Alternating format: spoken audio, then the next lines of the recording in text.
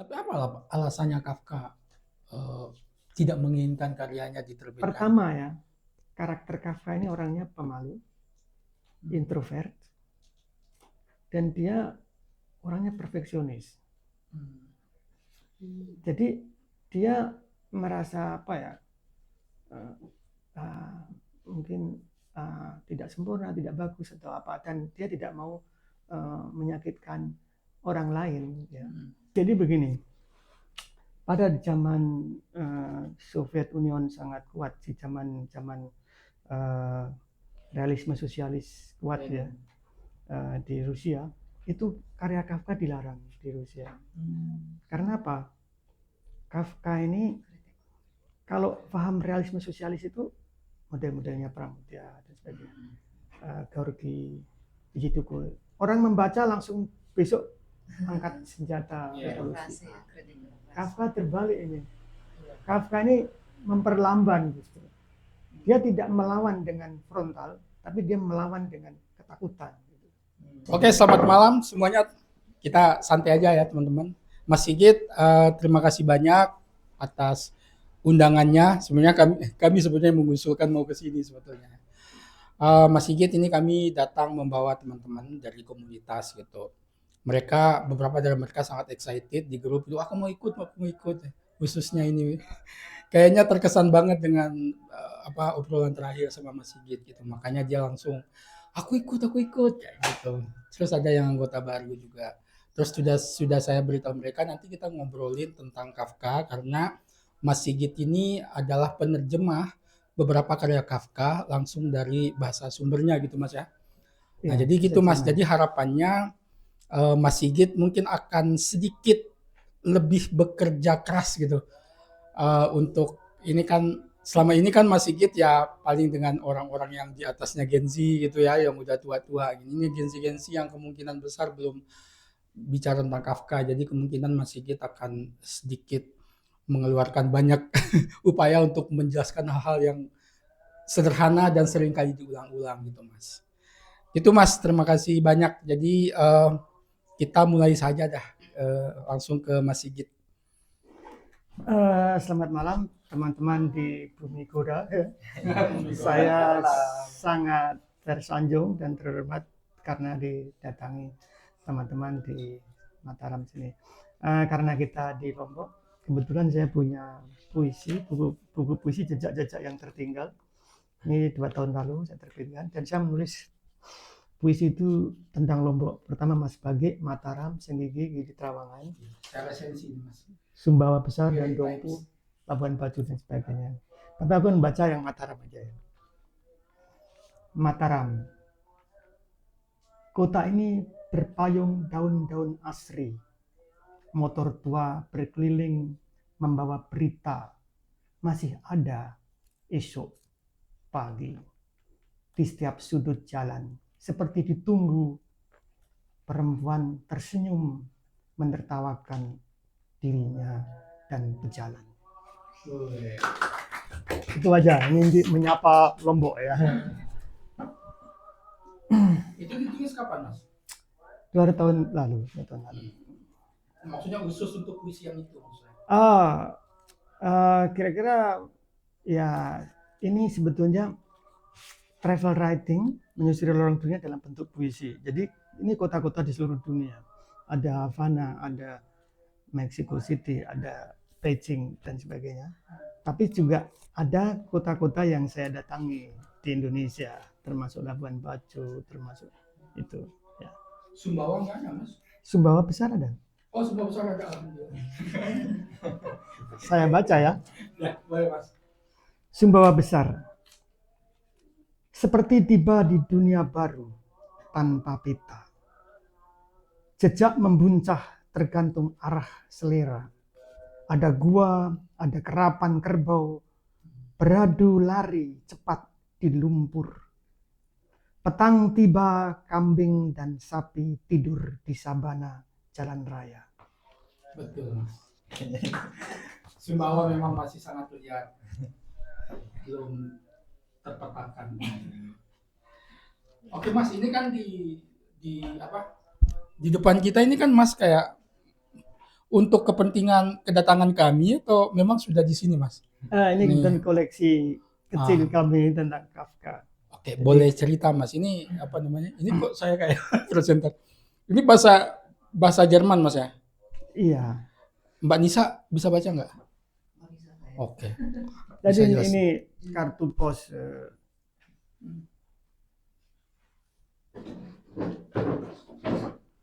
Jadi kamu menjadikan tugas, tidak ada murid yang jauh dan lebar artinya jaraknya, Franz Kafka. Jadi ini saya kira seperti aforisme ya. Jadi aforisme itu kan kadang-kadang kita tahu dari mana lahirnya aforisme. Gitu. Saya menemukan beberapa aforisme Kafka, misalkan cinta itu tidak rumit. Cinta itu ibarat mobil. Yang sulit adalah penumpang, setir, dan jalannya. Kira-kira gitu. Ada lagi aforisme Kafka yang berjudul yang sering dicomot oleh Taufik Ismail ya. Dia begini. Buku adalah sebuah kapak yang membelah kebekuan jiwa, kebekuan laut di jiwa kita. Kira-kira gitu. Dan saya baru tahu ternyata aforisme itu lahir dari sebuah surat. Ketika Kafka menyurati temannya Oscar Baum, dia bilang begini, "Hai, aku tidak akan menulis yang mudah. Menulis itu bukan untuk membuat orang bahagia. Karena orang toh bisa bahagia tanpa membaca. Menulis harus membuat orang tidak bahagia. Kalau menulis yang membuat bahagia itu mudah." Kira-kira gitu. Buku adalah sebuah kapak yang bisa membelah kebekuan lautan jiwa.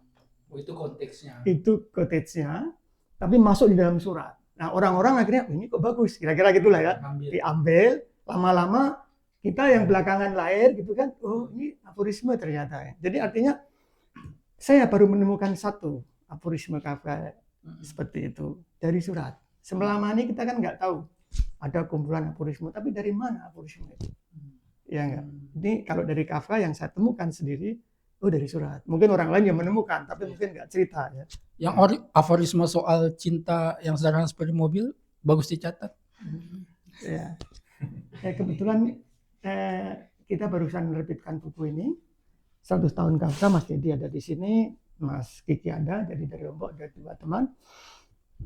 Saya yang sebelumnya juga terjemahan dalam bahasa 13 bahasa daerah, dan kami sekarang sedang mencoba membuat kaos ya, kaos dengan aforisme itu. Oh iya, di grup-grup sedang ya, cinta tidaklah rumit karena cinta ibarat mobil. Yang sulit adalah setir, jalan, dan penumpangnya. Beberapa teman pesan, aku bilang ini untuk mengkritik pacar atau istri ini. Ya. Bagi mobil sekarang sudah ada yang metik ya. Mas. Ayo teman-teman yang mau nanya. Ini buku Kafka yang bahasa ininya, bahasa aslinya. Iya, iya. Oh berarti Mas Sigit ini ngerti bahasa Jerman. Ini tadi ada anunya Mas Sigit kayak ada ini ada yang pulpen. Oh ini berarti Mas Sigit yang anuin. Ya. Jadi saya kalau membaca tidak pernah bersih buku itu, selalu kotor. Tadi aku lihat ada ini stroke nggak sih Mas Sigit? Ini mungkin kwitansi apa ya? Tapi bahasa Jerman. Iya. Kwitansi bahasa Jerman. Oh. Di Alfamart di Alfamart. Jadi kadang-kala ini buku tak beli. Ini buku dari Loaan. Jadi saya membeli buku-buku sering dari Loaan. Dan kadang-kala terselip dari kwitansi orang atau apa gitu ya.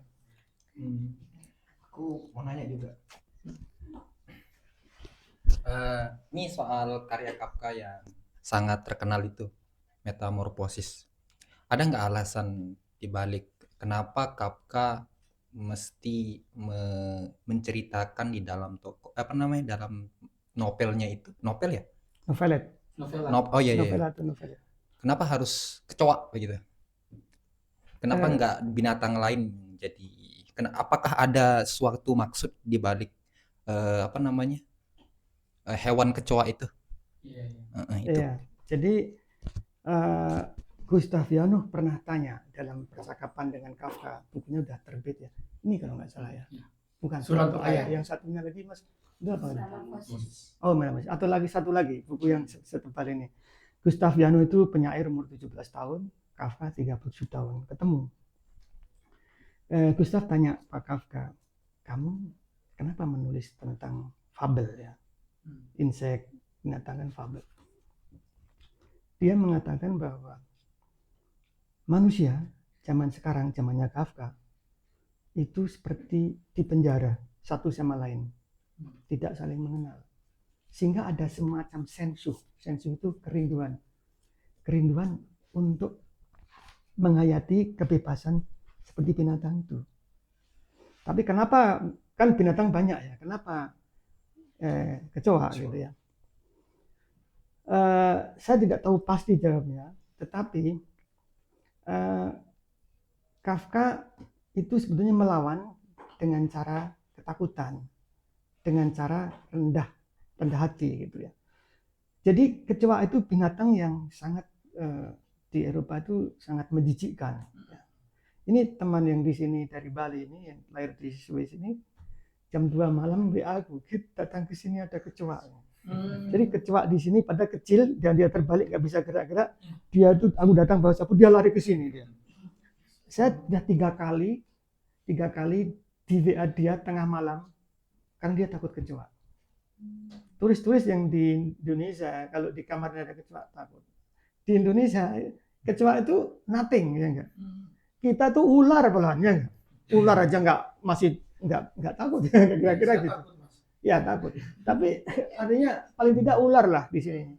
Tapi karena faktor circumstances lingkungan yang berbeda itu membuat manusia the way of thinkingnya berbeda juga. Jadi sense of humor tiap orang berbeda. Gitu ya. Jadi kecoa itu binatang yang menjijikkan dan Kafka tidak suka yang gagah-gagahan, cari binatang yang lemah yang tidak dipikirkan gitu. Kalau kamu lihat di karya-karyanya itu tokoh perempuannya itu ada pembantu pengadilan, pembantu di kafe yang semua lemah-lemah gitu. Terus sekarang akan lahir sebuah novel baru judulnya Metamor Kafka. Itu yang menulis Matrianto itu. Bukan Metamorfosa, tapi Metamor Kafka. Tapi dia sudah keliling Eropa, Jerman untuk dipublikasikan nantinya. Itu tokohnya itu berubah menjadi sapi, bukan kecoa. Kira-kira itu. Jadi ada suatu kerinduan. Kalau saya selama di Lombok ini, saya mengamati karena cukup lama ya, 1 bulan, kadang-kadang 2-3 bulan. Hampir tiap jam 10 saya naik motor itu saya ketemu orang-orang membawa rumput ya, membawa rumput gitu, dan banyak bahkan konvoi itu.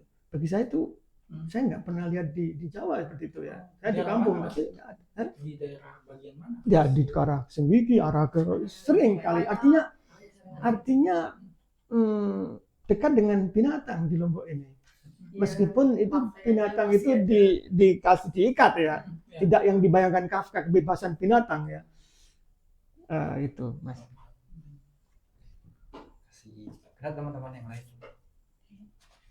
Aku mau tanya sih, kan kebetulan aku udah membaca beberapa buku terjemahan kayak Jepang, Korea, Inggris, tapi ada beberapa kayak tulisan tuh yang agak miss gitu, nggak masuk sama maksud asli dari bahasanya gitu.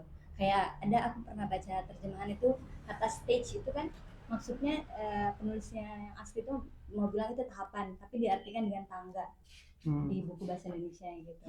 Nah, Mas Sigit sendiri gimana sih caranya buat mencegah miskom antara saat menerjemahkan gitu? Iya. Kalau di Eropa kamu mau ke perpustakaan atau ke toko buku, saya mau membeli buku terjemahan Dostoyevsky dalam bahasa Jerman ya, tapi penerjemahnya si A, kira-kira gitu. Kalau ke perpustakaan, ada nggak yang terjemahannya si A? Atau ke toko buku, saya mau beli buku terjemahan ke bahasa Jerman dari Dostoyevsky, tapi terjemahan si B gitu. Artinya begini, karya terjemahan itu nanti akan berlomba sendiri antara penerjemah si A dengan si B. Kalau kamu kebetulan dapat yang jelek gitu kan, nanti kan akan tumbuh lagi penerjemah lain, kira-kira seperti itu. Nah, mungkin yang kamu tanyakan tadi tentang teknisnya ya, tekniknya ya. Apa namanya? Saya pernah tanya guru saya, guru Pak Fritsen ya, guru mengaji Ulysses, novel Ulysses. Pak Frit, terjemahan itu seperti apa? Dia bilang translator is the best reader. Seorang penerjemah itu sebenarnya pembaca yang paling baik gitu. Karena dia membaca, terus dia mengalihkan ke padanan bahasa lokal itu kan. Ya, kalau ada yang salah-salah seperti ini ya kita menunggu aja nanti bagaimana, apakah ada penerjemah lain yang lebih bagus gitu ya. Tetapi dengan jeleknya terjemahan itu tidak akan mengurangi kualitas karya itu. Gitu kan. Contoh itu karyanya bahasanya lain kan gitu. Dia di mata kamu mungkin jelek ya, tapi di mata orang lain bisa bagus gitu. Itu hanya penerjemahnya aja. Jadi itu menerjemahkan itu menurut saya tidak hanya mengubah dari kata ke kata, tapi kita harus tahu tentang psikologi pengarangnya gitu ya.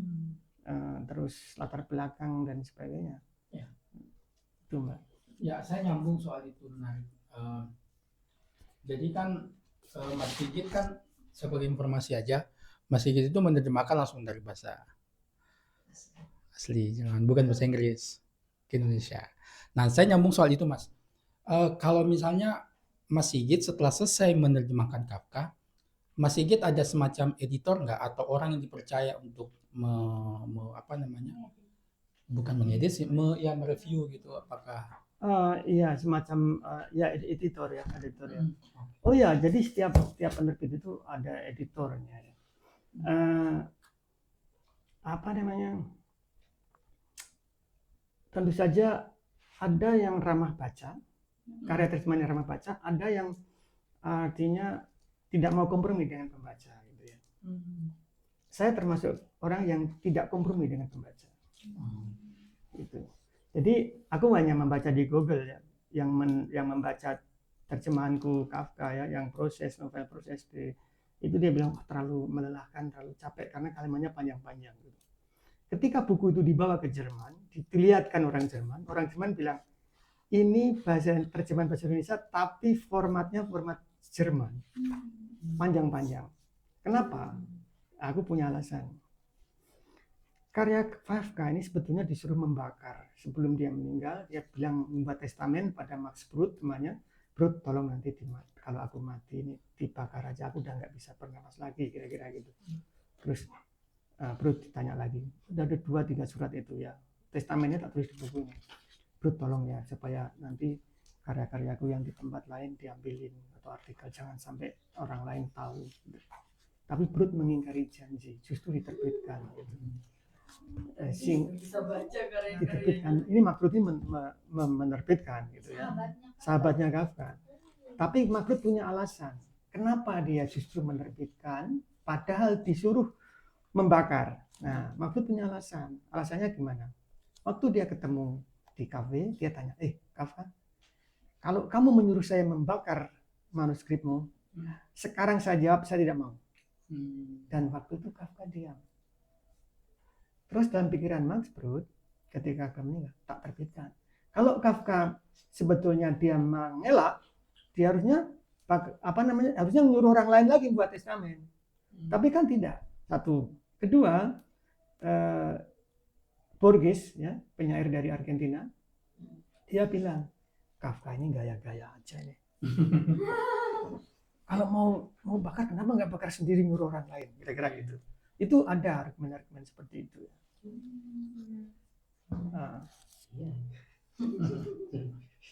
Mungkin dalam hati kecilnya Kafka pengen diterbitin, tapi dia gitu kayak aku pengen diterbit kayak kalau ini kayak menghitungin seluruh perasaannya Kafka gitu. Jadi tidak semuanya. Jadi saat Kafka masih hidup itu sudah diterbitkan Metamorfosis itu. Tapi dia memberi pesan jangan diterbitkan ulang gitu. Jangan diterbitkan dulu. Ulang itu sudah cukup, dan surat-suratku yang ada di teman kamu tarik aja. Kalau bisa jangan kamu baca isinya. Kira-kira gitu. Jadi seperti itu, dia mempunyai kekuatan menulis tapi dia ingin memusnahkan gitu. Tapi apa alasannya Kafka tidak menginginkan karyanya diterbitkan? Pertama ya, karakter Kafka ini orangnya pemalu, introvert, dan dia orangnya perfeksionis. Jadi dia merasa apa ya, mungkin tidak sempurna, tidak bagus atau apa, dan dia tidak mau menyakitkan orang lain ya. Kalau jadi memang tidak ada tulis nama-nama pacarnya, nggak ada, tapi ada tokoh namanya Felix Bauer, itu sebetulnya pacarnya kan namanya Felix Bauer, tapi di dalam itu ada tokoh namanya Fräulein Buschner, itu inisialnya FP juga. Terus ada yang Amelia di kastil itu sebetulnya itu mengidentifikasikan Frida itu berarti Milena. Jadi para peneliti itu menafsirkan sendiri karakter seperti ini, seperti pacarnya ini, katanya seperti ini. Jadi bukan terus ini tak tulis ya pacarku, enggak, dia nggak mau. Bahkan ketika Metamorphosis diterbitkan 1915-an dengan sampul gambar kecoa, itu dia menolak. Saya tidak ingin persis seperti itu. Ya, terus seperti apa? Ya seperti orang bangun tidur, kira-kira agak sedikit sempoyongan gitu. Itu baru diterima. Artinya tidak mau realis banget gitu. Ini abstrak ini. Kira-kira itu. Mas Sigit, berarti Max Brod ini kayak kan Kafka nggak mau karyanya dipublikasikan. Berarti setelah Kafka meninggal, gimana Max Brod ini mempublikasikannya? Nah, jadi Max Brod ini sahabat dekatnya dia ketika dia menyelamatkan karya-karyanya karena Yahudi jadi dibakar oleh tentara Nazi ya, Hitler, diselamatkan, terus diselamatkan dibawa lewat pakai kereta api ke Turki sampai Israel, dan dia masukkan ke, jadi aku baru tahu juga ya, manuskrip itu disimpan di bank di Swiss. Bank di Swiss disimpan seperti emas itu. Nah, ditaruh di sana. Dan setelah tidak hanya manuskrip itu, termasuk sketsa-sketsa Kafka dimasukkan di bank, gitu. Disimpan di sana. Nah, kebetulan 2 tahun lalu ini Andreas Filzer ini orang Swiss, profesor di Universitas Zurich, minta izin membuka brankas di bank itu. Di dalamnya ada 200 sketsa Kafka. 150 sudah dibuat oleh oleh Max Brod dalam ilustrasi karya Kafka, tapi yang seluruh lain belum pernah gitu. Nah, jadi Kafka itu sebetulnya menurut Max Brod dulu tidak dianggap sebagai penulis, seorang penggambar sketsa ya. Sketsa. Informasi baru buat. Jadi tahun 2021 itu diterbitkan, dan saya review di Takrim di Tempo. Ketika saya ya ini kekuatan Kafka kalau ingin tahu ya. Buku ini belum, bukunya karangan Andreas Filzer ini kumpulan dari sketsa itu belum ada di Indonesia. Artinya belum dijual dalam bahasa Indonesia. Diterbitkan di Swiss di Eropa. Saya review, saya kirim ke majalah Tempo, dimuat. Padahal di sini nggak ada bukunya. Ya enggak. Ketika linknya Tempo saya kirim orangnya, Mr. Andreas ini dimuat di majalah Tempo. Dia bilang, saya ingin review itu dalam hardcovernya. Artinya dalam edisi yang resmi, yang cetak. Aku juga nggak tahu, ini mainnya dia tak kirim ke Tempo. Ini minta majalahnya yang asli. Alamannya mana gitu. Dikirim langsung dari Jakarta ke Zurich. Ketika dia membahas buku itu, saya datang, halo Andreas, saya Sigit yang mereview buku. Oh ya, terima kasih ya. bagus gitu. Meskipun dia nggak baca bahasa Indonesia, tapi paling tidak seperti itu. Jadi itulah kekuatan. Bukan artikel yang baru-baru itu ya Mas ya? Yang Setahun atau yang itu. Ya. Itu dimuat di Tempo dan mau menerima, mau memuat. Karena apa? Ekonya Kafka memang kuat sekali. Bayangkan buku nggak beredar di Indonesia mau. Ini Mas, sebetulnya bukunya yang mana sih Kafka itu yang pertama kali membuat Sigit jatuh cinta, dan yang mana yang pertama kali Mas Sigit terjemahkan?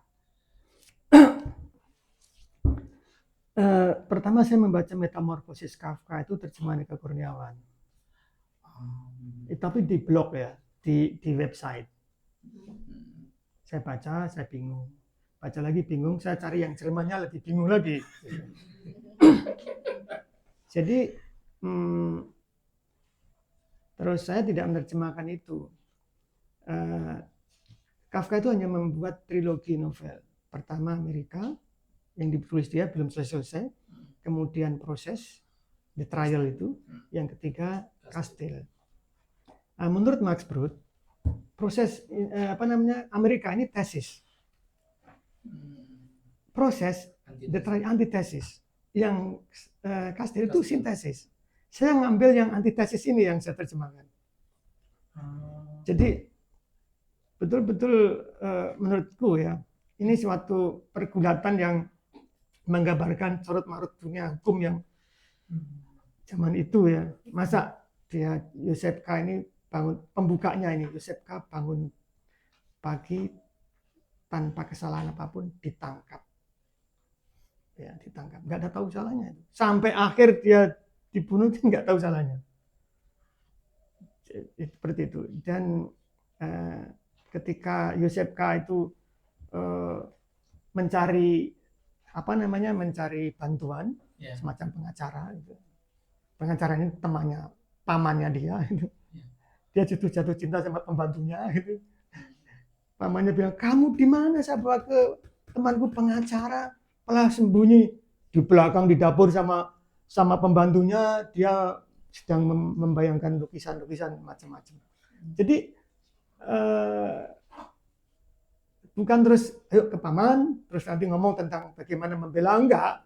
Dia membelok ke lain gitu, itu ke pembantu. Gitu. Berarti proses dulu ya, Mas, persentuhan Mas Sigit dengan karya. Iya, saya waktu tahun 2021 itu saya ke makam Kafka, ke rumahnya Kafka. Rumah Kafka dulu belum jadi museum seperti sekarang, masih rumah biasa.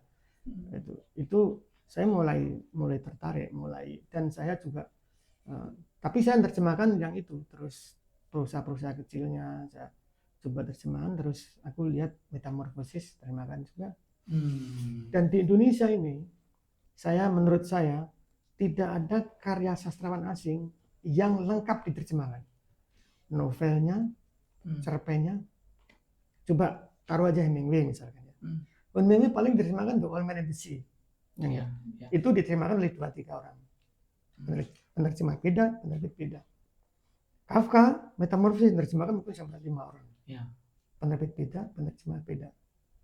Novelnya sudah tinggal 1 Amerika yang belum. Terus karya siapa lagi? Orhan Pamuk, karya Dostoyevsky. Tidak lengkap Kafka. Ya, Kafka hampir lengkap ini. Kurang 1 novel Amerika aja yang belum. Meskipun diterjemahkan banyak yang dari bahasa Inggris ke Indonesia.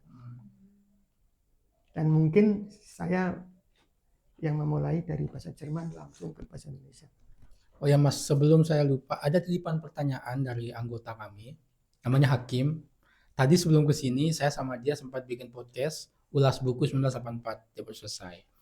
Dia sekarang udah baca novel Proses, Mas. Nah, terus dia mau ke sini, tapi mendadak sekali ajakannya dan dia harus kerja, sementara izinnya juga kayaknya terlalu mendadak kalau dia izin. Dia nanya, katanya, mudah-mudahan penerjemahnya mungkin ingat, katanya di novel Proses itu bagian 4-nya itu kosong. Maksudku yang diterjemahkan sama Mas Sigit. Di bagian 4 kosong. Iya, maksudnya apakah memang dari Kafkanya atau kayak gimana? Maksudnya jadi halaman 4 maksudnya. Bagian 4 atau halaman 4? Kayaknya ada bukan bagian 4 katanya. Berarti bab 4 mungkin ya. Iya, bab 4. Kosong, kayaknya yang dia maksud itu secara cerita atau apa, ada yang putus kayak gimana? Aku aku belum ingat secara pasti ya, tetapi memang ada bab-bab di Kafka itu yang nggak dikasih judul. Oh, mungkin itu ya. Iya. Ada cerita. Lah, Makrut ini kadang-kadang membuat judul baru ini, ditambah-tambah gitu, digeser-geser gitu. Terutama yang novel Amerika itu banyak pergeseran. Barangkali itu. Oke Mas, ini supaya jangan saya sama Mas Sigit aja ya. Iya. Jadi kan banyak orang bilang bahwa karya Kafka ini rumit. Serumit apa sih sebetulnya Mas? Kayak gitu. Maksudnya jangan sampai itu kayak misalnya teman-teman yang masih muda itu justru Takut. mengkonsumsi opini kayak gitu jadinya, jadi kayak khawatir gitu. Misalnya kayak kemarin siapa Abinaya Jamila itu yang penulis Cilik itu yang sekarang sudah beranjak dewasa, kan sempat baca Metamorfosis dan dia bingung gitu. Yaitu untuk anak kecil, dan ini kan udah dewasa. Tapi itu pun banyak yang bilang bahwa karya Kafka itu kayaknya rumit kayak gitu.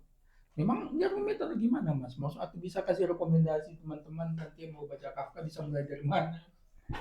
Jadi jangankan kita yang merasa rumit, orang Jerman yang mother tongue-nya, bahasa ibunya aja menganggap rumit.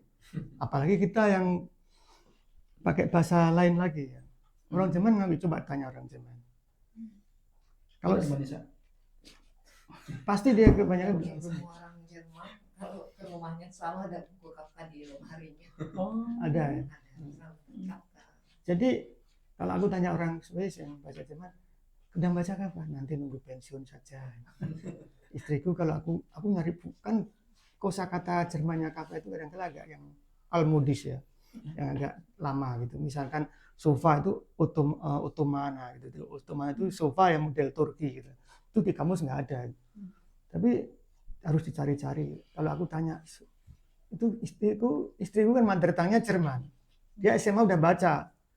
Aku nemukan bukunya dia waktu SMA. Oh ini Jerman, udah kamu baca nih Kafka zaman SMA. Kalau kamu tahu nggak ini kalimat ini artinya? Ya enggak, saya udah tahu Kafka sulit, kamu terjemahkan. Jadi kenapa aku suka kesulitan, kerumitan di Kafka itu adalah pertama bukan bahasanya. Bahasanya itu kelar ya, seperti kristal. Saya merasakan bahwa hampir setiap diksi karya Kafka tidak ada yang mubazir. Pilihan katanya itu hampir seperti prosa liris itu. Tapi bentuknya prosa itu. Yang sulit itu adalah membengkok ke arah lain yang tidak diketahui gitu. Itu yang tiba-tiba seperti itu. Dan selalu ada argumen kenapa. Misalkan ada cerpen judulnya Pemburu Gracchus. Itu pemburu yang sudah meninggal, jatuh dari tebing batu di hutan Schwarzwald di Jerman. Schwarzwald itu nama hutan.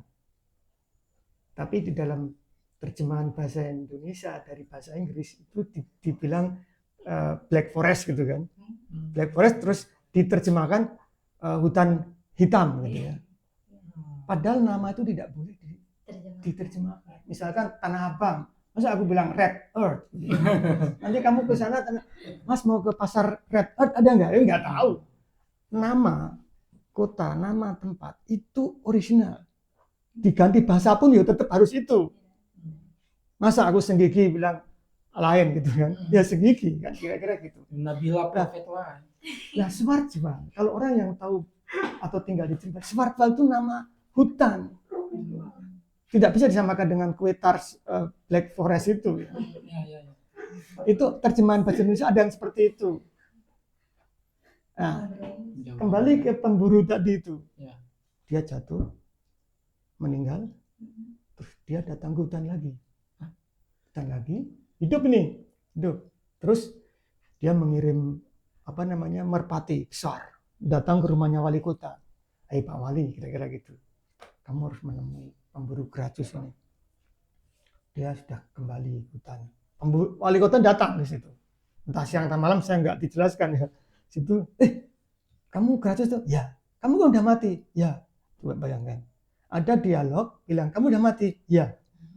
Bisa nggak nalarnya itu menerima? Ini yang sulitnya di situ. Kita harus berpikir. Gitu ya. Bagi kita yang punya metodologi tahayul itu mungkin agak mudah menerima ya. Ya.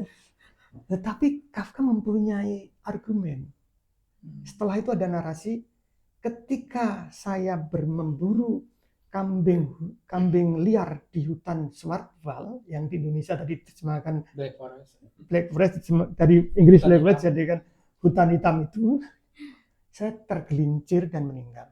Dan itu bukan 21 tahun seperti Dewi Ayunya Eka Kurniawan, 21 tahun, ini ratusan tahun.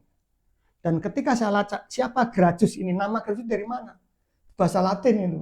Ternyata di dalam sejarah Romawi itu ada tokoh namanya Gracchus. Jadi ke sana. Jadi bayangkan tuh, mau memaknai nama Gracchus aja harus mencari-cari, ternyata dari Romawi itu ada tokoh namanya Gracchus. Nah, ketika saya jatuh meninggal, mayat saya itu ditaruh di sarkofag, semacam peti mayat. Di peti ya, mati, dinaikkan ke perahu. Perahunya itu di dermaga, nabrak beton, dek. Lah saya ini sedang membayangkan liburan jauh, tiba-tiba saya bangun. Jadilah terus hidup lagi ya. Jadi dia tidak terus tiba-tiba terus, wali kota, ya saya sudah mati. Tapi dia ada argumen. Gitu. Itu yang maksud saya. Rumitnya di situ. Itu. Dan seperti Mas Kiki bilang kemarin tuh di teman baca itu memang ada drama-drama di situ. Salah satu contoh dramanya begini. Jadi suatu adegan itu ada dramanya. Misalkan Yosefka nih ya, dari novel Proses ini. Yosefka ke rumah pamannya. Yosef, kamu ini punya perkara di pengadilan ya? Ya. Kenapa kamu tidak pernah nyurati ponakanmu ini? Ulang tahun nggak kamu surati, nggak kamu kasih coklat. Ini loh, tampilkan suratnya. Ini pamannya mengambil surat, ada adegan mengambil surat. Paman, Yosefka ini kemarin, gitu kan? Saya ulang tahun nggak dikasih ucapan. Ini. Saya bahkan mampir ke tempat kerjanya dia di bank.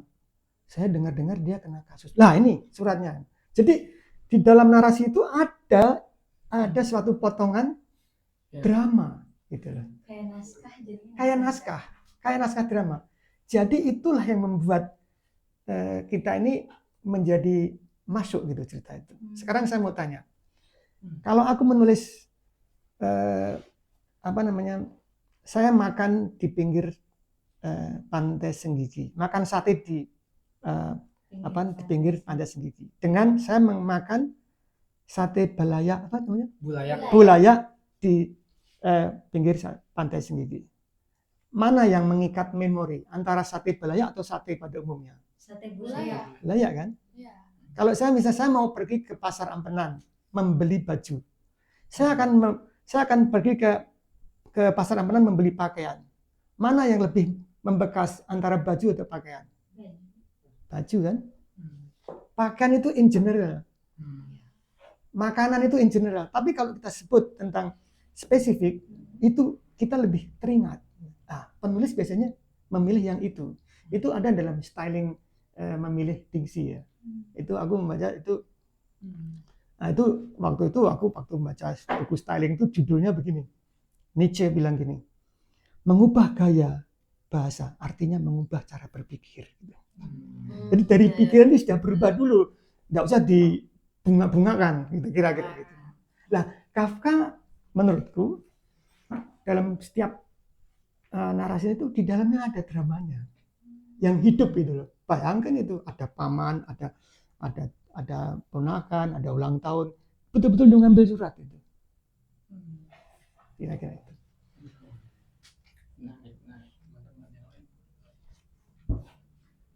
Nabila udah baca Metamorphosis? Dia baca Kafka di TikTok ya. Di TikTok dia. Jadi memang referensi library-nya TikTok itu memang Kafka masuk TikTok juga ya. Jadi itu artinya Kafka itu orang modern, dia yang mencintai modernitas, bukan dia anti ya.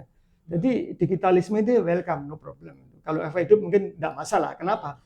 Karena ada buku traveling Kafka yang dia ini mendatangi Italia, itu melihat pameran pesawat terbang. Jadi itu kan zaman dulu tahun 1920-an kan masih tren sekali atraksi sepatu. Kalau kita kan pas 5 Oktober ABRI gitu di atas akrobatik. Kafka datang melihat itu. Yang ditulis bukan pesawatnya yang akrobatik di atas, dia menulis tentang orang-orang dari jauh-jauh ke sini membooking di kamar-kamarnya penuh itu. Jadi tidak terus seperti itu ya. Misalkan ada perusahaan judulnya jembatan. Itu dia tidak menulis jembatan dibuat dari beton terus dipancang. Saya adalah jembatan. Nah, salah satu eksperimen saya yang kurang berhasil. Jadi novelnya mana? Yang kurang berhasil. Yang novel Yang udah pulang lupa tadi. itu. Ini. Kalau lihat wajahnya ini kan manusia, ini kan binatang kan? Iya. Kepala Kepala kera, Keras, ya. tapi tubuhnya ini kijang. Oh iya, kijang. Ya. Lah, Mas Dedi ini punya sudah di luar kepala dia menerjemahkan ke bahasa Sumbawa ya. Iya. Judulnya prosa Kafka, judulnya sebuah persilangan. Ceritanya begini. Aku tinggal di rumah ini, sudah ada binatang di rumah ini warisan dari orang tua. Binatang ini separuh kambing, anak kambing, separuh anak kucing. Saya tidak akan membunuhnya karena ini warisan. Tapi saya berpikir kalau nanti hari Minggu datang, anak-anak datang, pasti dia akan tertarik binatang ini. Ini prosa Kafka ya. Pernah ada orang membawa kambing, dia lari. Ada yang membawa kucing, nggak mau dia. Karena mungkin takut atau apa. Kira-kira seperti itu, singkatnya itu. Jadi Kafka menciptakan suatu fabel, bukan kecoa saja ini. Seekor binatang campuran. Separuh anak kambing, separuh anak kucing. Saya mencoba separuh kera, separuh kijang. Nggak berhasil. Jadi artinya kalau orang tidak membaca karya Kafka sebelumnya tentang itu, mungkin ya dianggap biasa. Ya. Saya pernah dulu menyusupkan dialog-dialog metamorfosis, misalkan ketika Gregor Samsa bangun dari mimpi burungnya tiba-tiba berubah menjadi kecoa raksasa di ranjang, dia nggak bisa kemana-mana, atasannya dari kantor datang, kamu harus berangkat, bentar ya, Kafka masih jadi serangga ini mau bangun sulit. Gaya itu saya masukkan ke novelku Pegadaian dulu, ketika tokohnya dipanggil, kamu harus keluar, ini udah lebaran, harus bersalaman dengan orang tua. Bentar. Hanya saya susupkan seperti itu. Siapa mengira? Siapa tahu? Kalau ini total, ini tokohnya ini diambil dari prosanya Kafka. Sebuah persilangan. Ya, tapi saya puas juga karena saya sudah mencoba mengekspresikan. 1950 itu di Jerman ada namanya Kafka Mode. Jadi orang-orang berlomba menulis gaya Kafka. Salah satunya sastrawan Milador namanya. Milador itu sastrawan eksil dari Yugoslavia tinggal di Jerman. Dia menceritakan tentang saya seorang kepala Pimret majalah. Berangkat ke tempat kerja, orang-orang nggak ada yang tahu saya. Padahal saya ada di situ. Ya, raga saya di rumah, tapi saya datang ke kantor itu. Nah, itu dia mencoba seperti metamorfosis gitu. Jadi 1950 itu pasca Perang Dunia itu ada namanya Kafka Mode. Kira-kira gitu. Ini yang novelnya Mas Sigit, apa maksudnya tidak berhasil itu? Mungkin bisa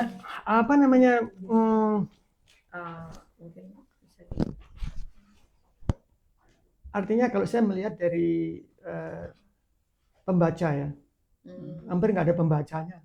Ya. Jadi buku yang terbit baru dalam 15 hari tidak diekspos, tidak dipromosikan, dia akan tenggelam. Itu yang bilang Siegfried Löffel, kritikus sastra dari Austria. Saya sering lihat di TV Jerman. Jadi ya, ini juga sudah saya expose di teman-teman mendiskusikan. Tapi saya kita ini kan Thomas Mann ya, sastrawan Jerman bilang haben sua fatali belli, bahasa Latin, artinya buku punya nasibnya sendiri. Ya. Jadi nggak apa-apa gitu. Kalau kata Pram, anak rohani ya. Gitu. Kira-kira. Anak-anaknya masih. Iya, anak rohani. Aku mau nanya lagi soal keberpengaruhan Kafka terhadap karya-karya Mas Sigit. Ada nggak Mas Sigit terinspirasi dari Kafka sendiri atau gaya kepenulisan Kafka atau hal-hal lain dari Kafka yang menginspirasi kemudian karya-karya Mas Sigit, dan itu mungkin menurut Mas Sigit sendiri ada nggak karya itu yang dari banyaknya karya Mas Sigit?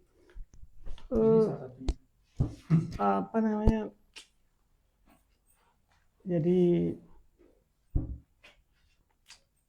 penerjemah karya Kafka dalam bahasa Indonesia namanya Iwan Muir, suami istri nerjemahin karya Kafka. 1954 diterbitkan pertama terjemahan pernah dalam bahasa Inggris. Dia bilang Kafka menulis seperti travel writing, bergerak dari menit ke menit, pendek sekali, lompatannya tidak jauh gitu. Nah, aku kan juga suka travel writing. Jadi ya ini cocok logi ya, dipas-paskan gitu ya. Aku suka traveling juga. Dan Kafka juga menulis traveling gitu. Tapi yang ditulis traveling itu berbeda, pendek-pendek gitu terus gitu ya. Traveling Kafka pernah ke mana tuh, ke Swiss, ke Paris, ke Italia gitu kan. Jadi saya suka travel writing, saya nulis travel writing. Dan itu Iwan Muir bilang karya Kafka seperti travel writing, berangkat sangat lamban, ritmenya itu sangat rapat gitu ya. Ya. Maaf, potong. Tapi Ya. berarti ini Mas Sigit sudah pergi ke sini semuanya. Sudah. Wah, ini ada 113 Oh, tempat. dihitung. Iya, enggak, dia udah ada ini. Oh iya. Banyak banget berarti. Makanya nanti kamu di teman baca itu ada bukunya Mas Sigit, misalnya Lorong-Lorong Dunia, catatan perjalanan 3 jilid.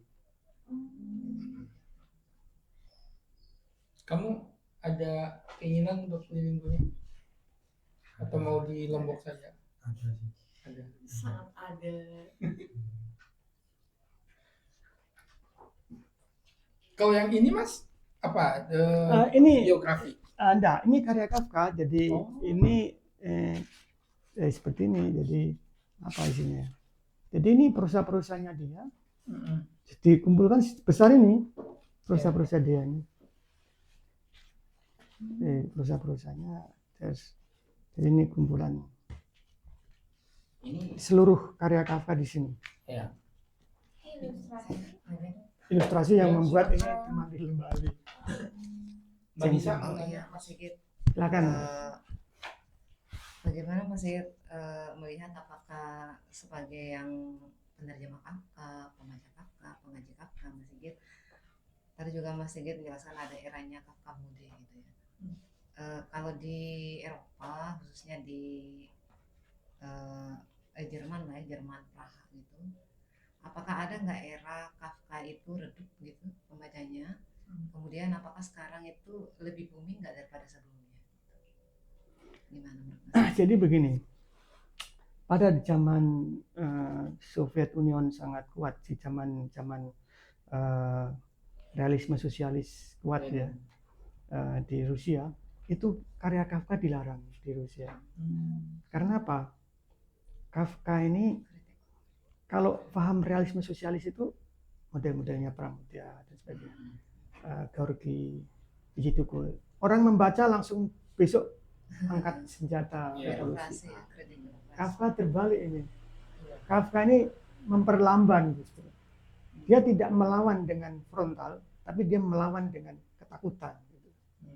Karena dia secara pribadi mempunyai urusan dengan bapaknya yang sangat diktator gitu, dan dia melawannya dengan ketakutan. Kalau kau baca di surat untuk ayah itu, bapaknya bilang gini, kamu sebagai anak kecil tidak boleh makan ngotori bawah meja. Kafka tulis, tapi ternyata saya lihat di bawah meja yang kotor dari kamu sendiri. Gitu. Yang gitu-gitu ditulis.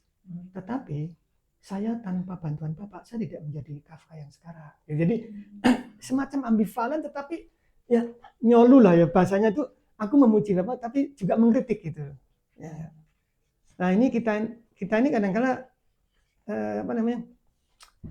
banyak filsafat lokal yang tidak membuat kebebasan berpikir gitu ya. Misalkan di Jawa, mendem dhuwur mikul jero gitu ya. Mendem mikul dhuwur itu berarti orang tua itu jasanya harus dinaikkan gitu ya. Kalau yang buruk-buruk disembunyikan, dikubur gitu ya kira-kira.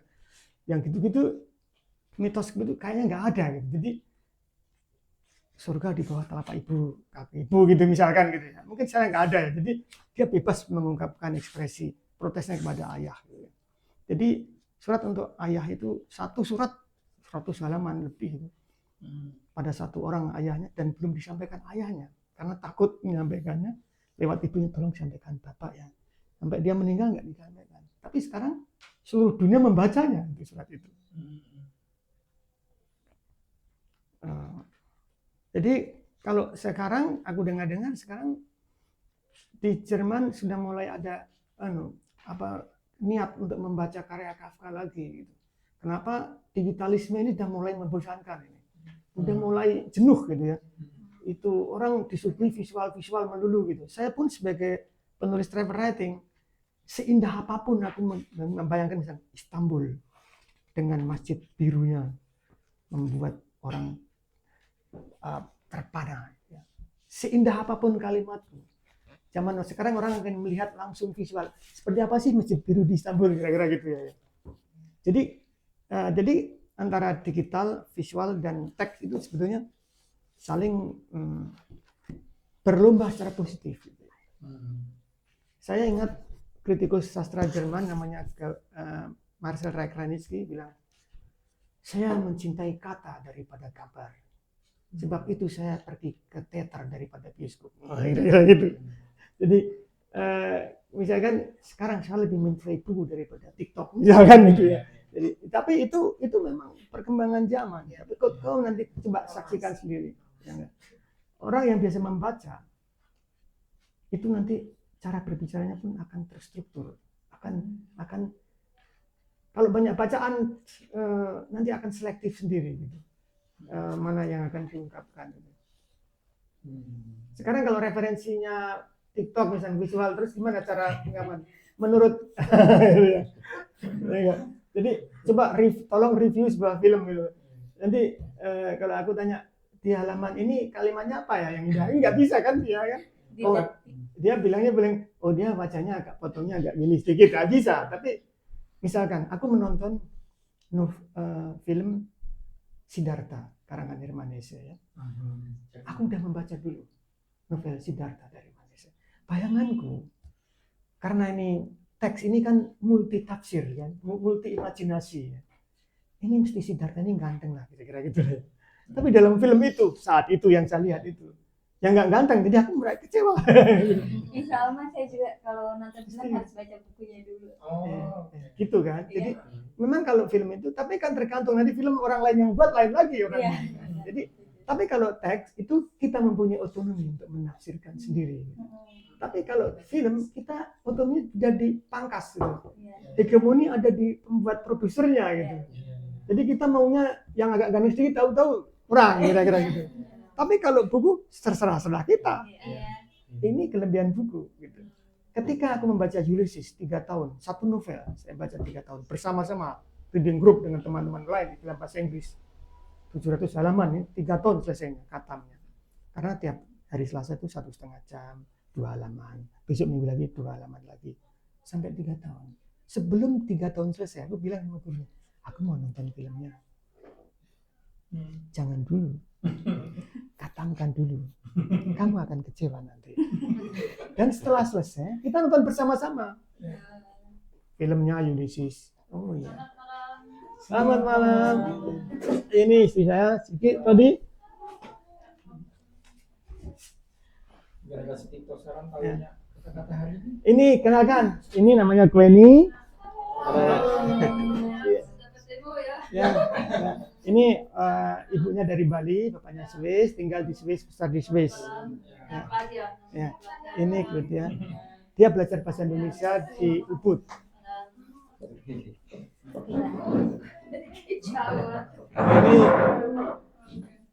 Nabia sudah pernah ketemu. Oke. Ini dua-dua ini sedang belajar bahasa Indonesia tapi sudah lancar ya.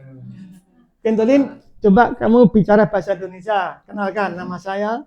Coba. Nama saya Gwenny, 19 tahun. Kemarin ulang tahun.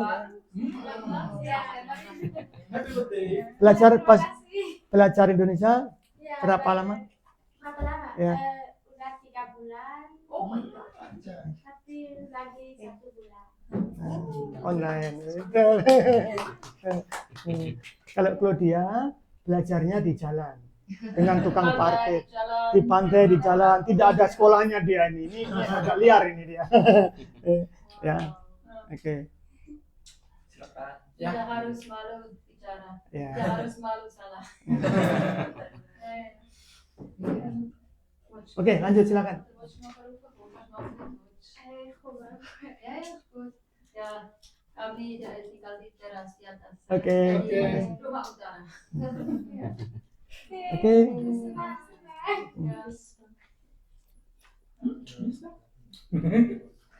Kalau ketemu sama orang bisa. Ya, ya. Ini boleh tanya yang ini? Oke, silakan. Ini yang Denpasar, masih kita ada tulis, pada sebuah dapur aku tidur hingga bertemu gadis manis berambut panjang. Ia berjalan ke arahku tanpa menginjak tanah.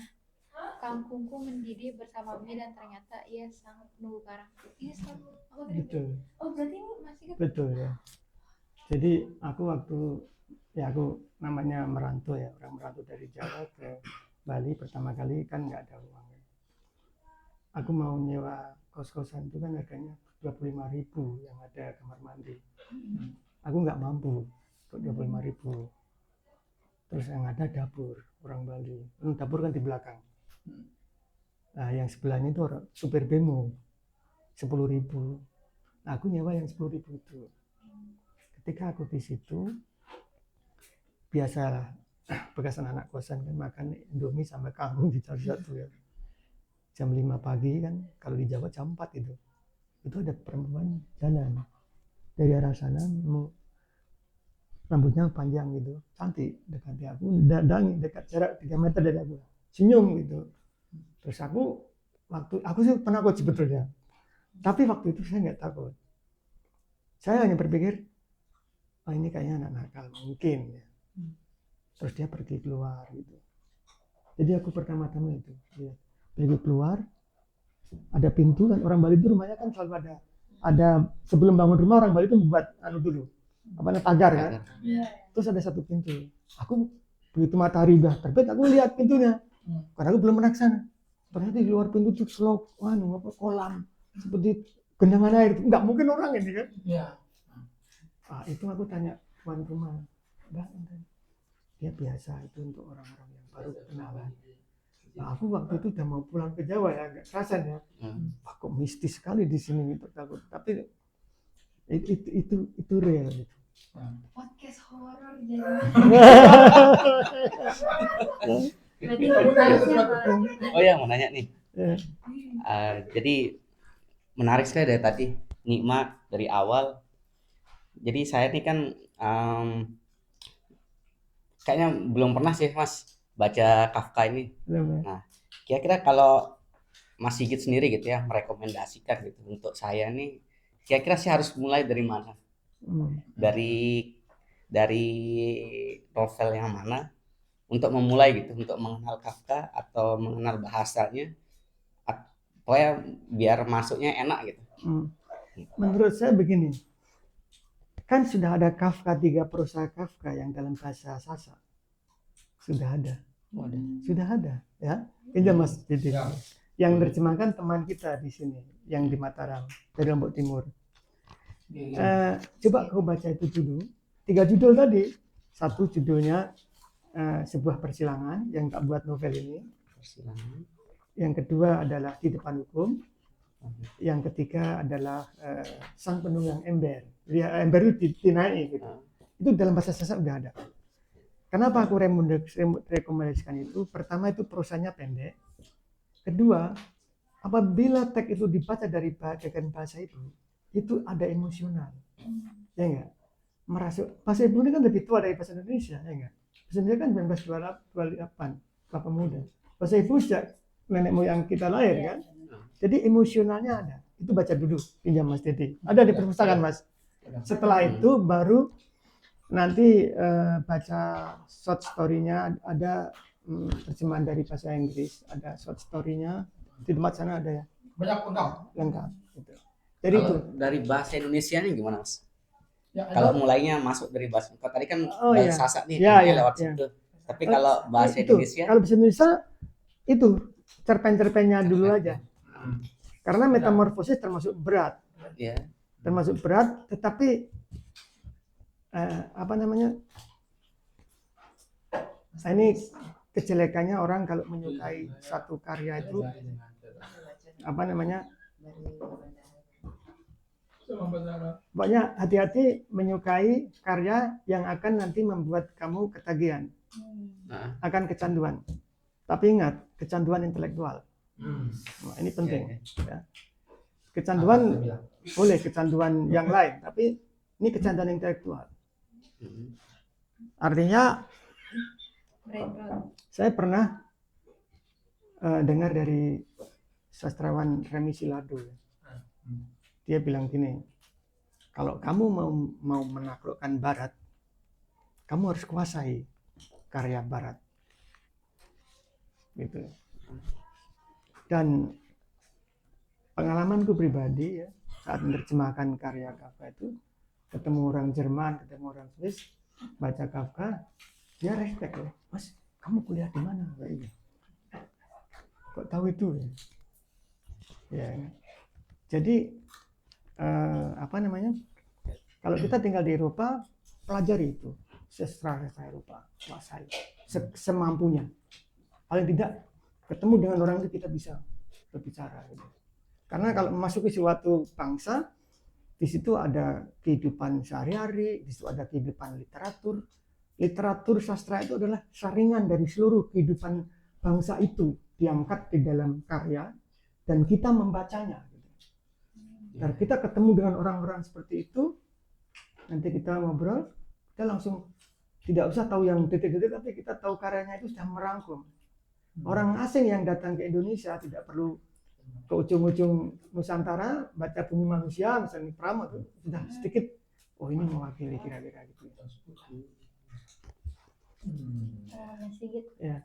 saya mau nanya tentang, kebetulan saya baru mulai membaca Kafka ini kan proses, itu pun belum selesai. Tapi yang Yang dari saya, terjemahan gitu ya? iya terjemahannya, Eka Kurniawan terjemahan Mas Mas Sigit. Yang proses dari aku, proses.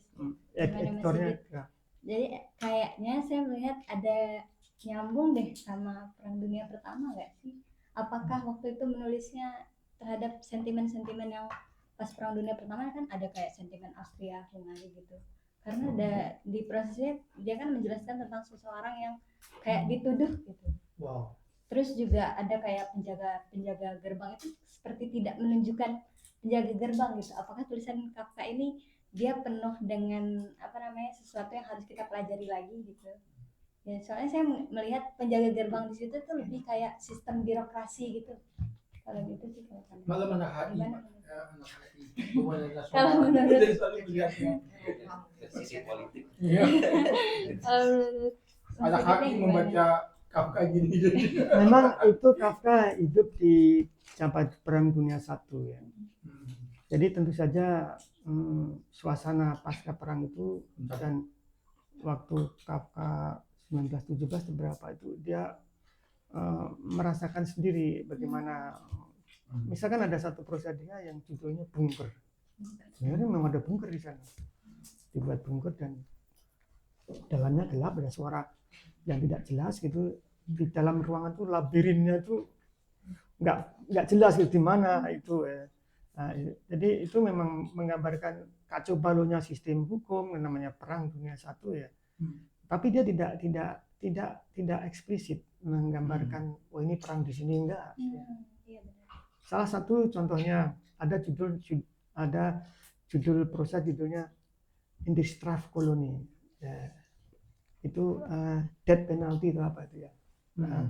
Penalty colony ya, itu bahasa Inggrisnya. Itu menggambarkan tentang tahanan perang di negara bekas jajahan Prancis. Nah, itu kan. Nah, tahanan perang, orang-orang yang ditahan di negara itu bekas jajahan Prancis. Dia tidak menyebutkan ini bekas jajahan Prancis, enggak. Tetapi orang bisa menebak bahwa opsir-opsir di situ, militer itu berbahasa Prancis. Gitu. Secara tidak langsung pasti ini jajahan Prancis. Gitu.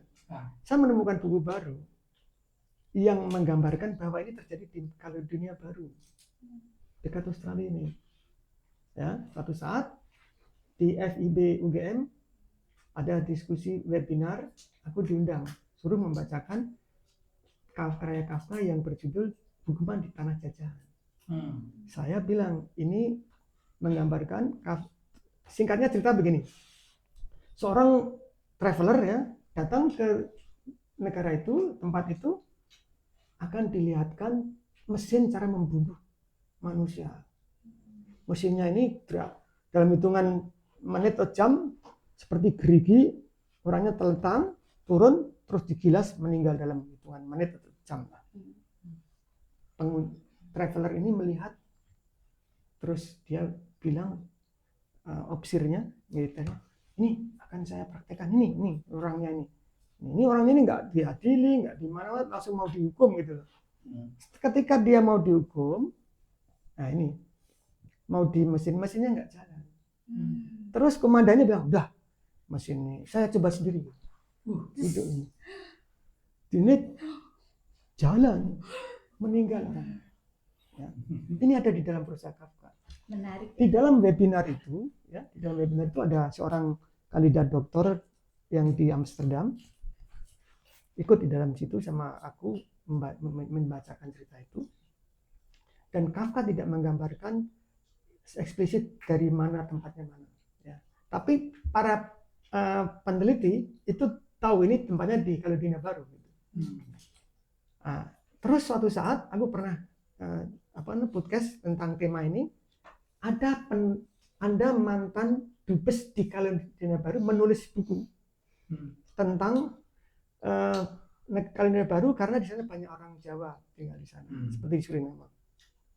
Aku tanya sama penulisnya ini yang bekas dubes ini, Pak pernah lihat nggak di museum sana ada alat seperti ini, sini digambarkan Kafka? Dia bilang saya belum pernah lihat.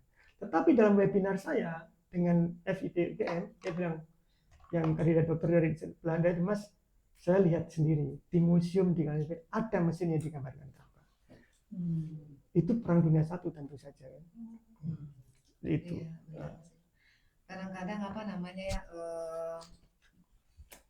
ada situasi tertentu yang membuat beberapa penulis itu membuat seperti metafora.